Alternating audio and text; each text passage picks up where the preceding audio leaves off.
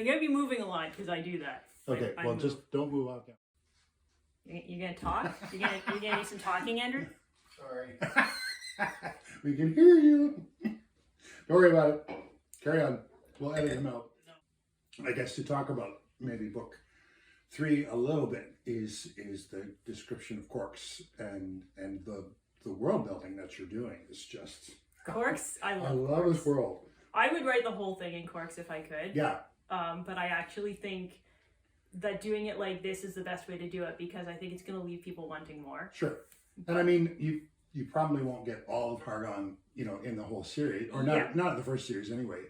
But I just can't wait to to hear about some of the other, like we get teased a little bit for what is it, Montari or because it's next door to Cork, so they get and it's where Chess is from. Right. So and you find out that Chess is an immigrant, so he's not originally from the Westland, and so he ends up in Montari, which is tends to be where poor immigrants all kind of end up together, right? So it's like he kind of. But they're next door, right? So there's stuff that spills over from Corks. Exactly. And, they interact with each other. There's people from Corks who really don't like people from Montari because they, kind of like in real world where they feel like people are taking jobs or whatever, whatever reason that people have for certain decisions. Yeah.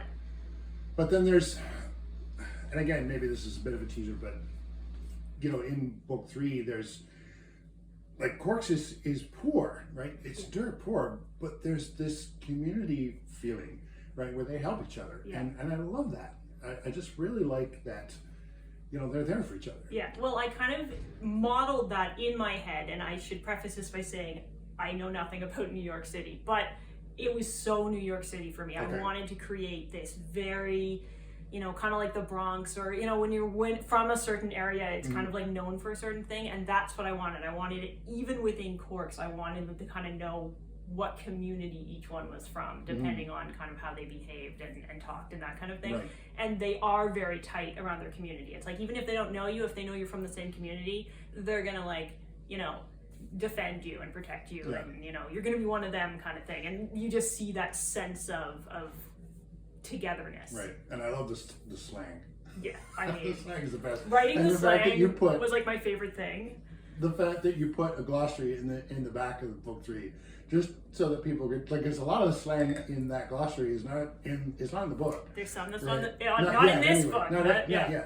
But it's all there, and you can read it up, and then the other appendix that talks about the districts and that, and there's a lot of good backstory, which every story needs, right? Like, even though you may not write it, it's all there. Like, well, and that it's so difficult for me because obviously I'm excited about this world. I've invented it, and I've spent so much time, in these little corners of it that I just want to dump all the information I possibly can into these books so that everyone else knows it too. But